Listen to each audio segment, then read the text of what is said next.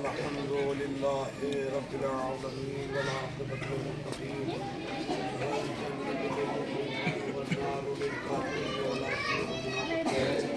والصلاة والسلام على أشرف الأنبياء والمرسلين وعلى مقتضانا سيد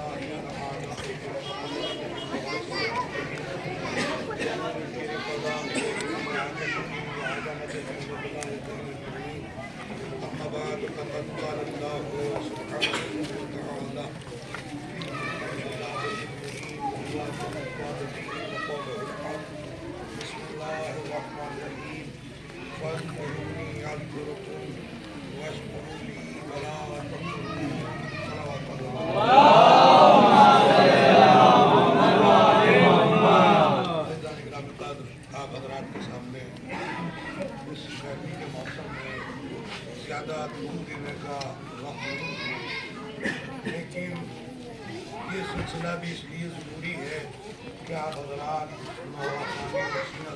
فرما رہے تھے تو تھوڑا سا آپ کو بھی ریسٹ مل جائے اور آپ آمادہ ہو جائیں مزید اہل بیت علیہ السلام کا غم منانے کے لیے۔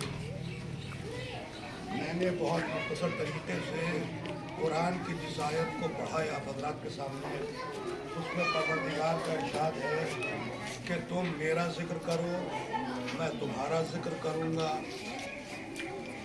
اور تم میرا شکریہ ادا کرو، کفر اختیار نہ کرو۔ سامنے کی بات ہے کہ اگر آج آپ امام حسین علیہ السلام کا غم منا رہے ہیں، کربلا والوں کو یاد کر رہے ہیں، تو اس میں آپ کا خود کا فائدہ تو ہے، لیکن آپ کسی پر احسان نہیں کر رہے ہیں، اس لیے کہ آپ کا ذاکر حسین ہونا یا امام حسین علیہ السلام کے غم میں شریک ہونا خود آپ کی زندگی کا ثبوت ہے۔ اس لیے کہ پتہ نہیں کتنی قومیں، کتنے لوگ، کتنی بستیاں، کتنے شہر نابود ہو گئے کہ جن کا نام لینے والا کوئی نہیں، لیکن اللہ کا لاکھ لاکھ کرم ہے، آپ جتنا بھی فخر کریں وہ کم ہے کہ آپ نے اپنا تعلق اس حسین سے جوڑا ہے، آپ کا تعلق اس حسین سے ہے، ان کربلا والوں سے ہے کہ جن کے علم کو دیکھنے کے بعد آپ اندازہ لگا سکتے ہیں کہ یہی وہ علم ہے کہ جس علم کو ہر ملک میں نکلنے کی اور بلند کرنے کی اجازت ہے۔ غور کیجئے گا، آپ اپنے ملک سے نکل کر آج چاروں طرف سے لوگ اربعین میں زیارت کرنے کے لیے کربلا پہنچے ہوئے ہیں، لیکن ہر جگہ ہر ملک کا ایک نشان، ایک جھنڈا ہے۔ ہر ملک اپنا ایک جھنڈا رکھتا ہے، اپنا ایک علم رکھتا ہے۔ مثلا آپ یہ چاہیں کہ یہاں پر ہندوستان کی زمین پر امریکہ کا جھنڈا لا کر لگا دیں تو آپ کو فوراً پولیس پکڑ کر لے جائے گی۔ آپ کی بات، آپ کی شکایت حکومت کو مل جائے گی کہ یہ لوگ باہر کے ایجنٹ معلوم ہوتے ہیں۔ امریکہ کے علاوہ اور آپ کسی مسلم ممالک کا ایک ملک کا آپ لے لیجئے، جھنڈا لے آئیے اور آپ لگا لیجئے، تب بھی آپ کو کوئی لگانے نہیں دے گا۔ کیوں؟ اس لیے کہ آپ ہندوستان میں رہتے ہیں، ہندوستان کا جھنڈا آپ کے لیے لگانا واجب ہے، لگانا ضروری ہے، اور اس کا احترام بھی کرنا ہے اور اس کا اپمان بھی نہیں کرنا ہے۔ کسی بھی ملک میں چلے جائیے آپ، ہر ملک کا الگ الگ نشان ہے، الگ الگ جھنڈا ہے، الگ الگ علم ہے، لیکن یہ عزاداران امام حسین کا واحد جھنڈا ہے، واحد علم ہے کہ آپ کہیں بھی چلے جائیے، کسی بھی ملک میں چلے جائیے، کوئی آپ پر اعتراض کرنے والا نہیں۔ یہ میڈیا کا زمانہ ہے، آپ نے دیکھا ہوگا کہ اگر کوئی یورپ میں عزاداری کر رہا ہے تو وہاں بھی یہی عباس کا علم ہے، کوئی سعودی عرب میں اگر عزاداری کر رہا ہے تو یہی مولا عباس کا علم ہے۔ کبھی آپ نے غور کیا کہ آخر اس کی وجہ کیا ہے؟ ایک صلوات پڑھ دیں محمد۔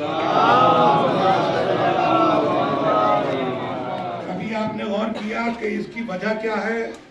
اس کی وجہ یہی ہے کہ آپ نے تاریخ کربلا کو اگر سنا ہوگا تو آپ نے یہی سنا ہوگا کہ امام حسین کے مقابلے میں اور 72 کے مقابلے میں لاکھوں کا لشکر تھا، جن کے پاس تلوار، تیر، بھالے سب کچھ موجود تھا، لیکن اس کے باوجود کربلا کے واقعے کے بعد یزید کا نام لینے والا ایک بھی نظر نہیں آتا۔ کیوں؟ اس کی وجہ صرف ایک یہی ہے کہ یزید کی حکومت لوگوں کے سروں پر تھی، لیکن مولا حسین کی محبت دلوں پر پائی جاتی۔ ایک صلوات پڑھ دے محمد۔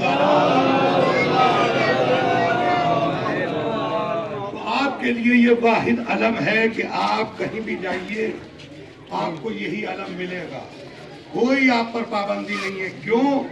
اس لیے کہ آپ رہنے والے کہیں کے بھی ہوں، کسی بھی ملک سے تعلق رکھتے ہو، لیکن آپ کا تعلق امام حسین سے ہے، لہذا آپ کی پہچان بھی ایک ہے، آپ کی پہچان بھی ایک ہے۔ اور ہم اس کے علاوہ اور بھی فخر کرتے ہیں اپنے ملک پر، ہندوستان پر، کہ اللہ کا لاکھ لاکھ شکر ہے کہ پروردگار نے ہمیں ایسے ملک میں پیدا کیا ہے کہ یہاں پر کسی طرح کی کوئی پابندی نہیں، کسی طرح کی کوئی پابندی نہیں ہے۔ جب آپ کا دل چاہے تعزیہ نکالیے، جب آپ کا دل چاہے علم نکالیے، جب آپ کا دل چاہے زلزلہ نکالیے۔ یہ الگ بات ہے کہ روکنے والے بہت ملیں گے، لیکن جتنا اس غم کو روکا جاتا ہے یہ غم برابر ابھرتا چلا آ رہا ہے۔ کیوں؟ اس لیے کہ یہ ہمارے کرنے سے کچھ نہیں ہو رہا ہے، بلکہ رسول کی بیٹی نے دعا دی ہے کہ جہاں جہاں عزادار ہوں گے ان کے ساتھ ساتھ میری دعا ہوگی۔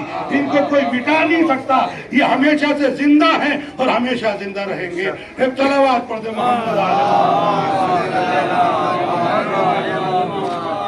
عزیزوں، کتنا احسان ہے پروردگار کا ہم پر کہ پروردگار نے ہم کو اس قوم میں پیدا کیا ہے کہ کم سے کم ہم یہ کہہ سکتے ہیں کہ پروردگار ہمیں بھی آئندہ سال کے لیے زائرین مولا حسین میں شامل فرما۔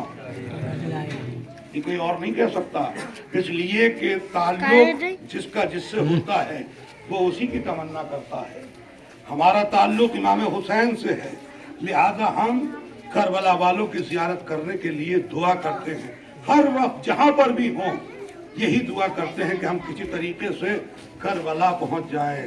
اور عزیزو، یہ ہندوستان کہ جہاں پر صرف آپ ہی نہیں کہ آپ کربلا جانے کی تمنا کر رہے ہوں، بلکہ آپ دیکھیں میڈیا کا زمانہ ہے، کمپیوٹر کھولیے، موبائل کھولیے، کہ آپ کو ہر قوم کا، ہر فرقے کا آدمی کربلا میں پہلے سے موجود ملے گا۔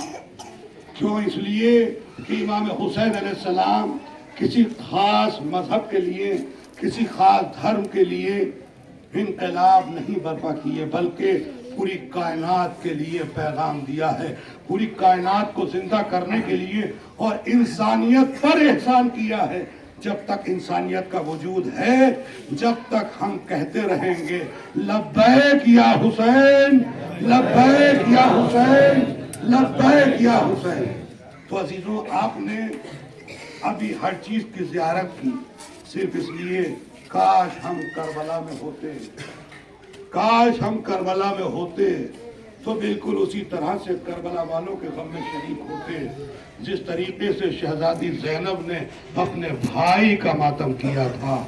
اگر ہم کربلا میں ہوتے تو جناب سید سجاد کو ویسے ہی پوسا دیتے کہ جیسے شام میں امام سجاد کو پرسا دیا گیا۔ عزیزو، آپ نے ابھی درگاہ میں قبلہ سے مصائب کربلا کے سنے، لیکن آپ ذرا غور کیجئے کہ کربلا میں کون لوگ آئے ہیں. وہ لوگ کربلا لٹ کے آئے ہیں کہ جن کو ایک عرصے تک قید خانے میں قید کر کے رکھا تھا. قید خانے میں قید کر کے رکھا تھا. کیسا قید خانہ کہ دن کی دھوپ تھی، رات کی اوس تھی. عزیزوں، جو بچے تھے وہ پہچاننے میں نہیں آ رہے تھے، جو بیویاں تھی وہ پہچاننے میں نہیں آ رہے تھے. عزیزوں، ذرا سینے پر ہاتھ رکھ کر چند جملے مصائب کے سنیے گا. عزیزوں، جب یہ قافلہ آزاد کیا گیا اور قید سے ان کو رہا کیا گیا تو شہزادی زینب نے کیا کہا ہے سنیں گے آپ. شہزادی زینب نے ایک جملہ کہا.